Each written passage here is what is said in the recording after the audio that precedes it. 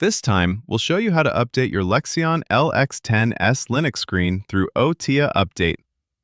OTA updates are available for customers currently using OS version 3.0 to 3.2. These versions contain several known bugs, all of which have been resolved in OS version 3.3, so we highly recommend updating to version 3.3 as soon as possible. First, enter the Settings menu and click on Version Info under the General section.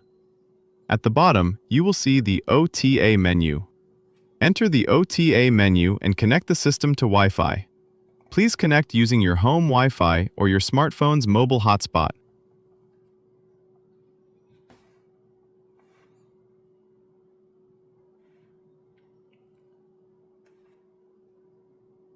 Once Wi-Fi is connected, press the App button to begin the OS update. Please do not press the Can Update button. The update file will be downloaded from the server, and the update process will then begin automatically.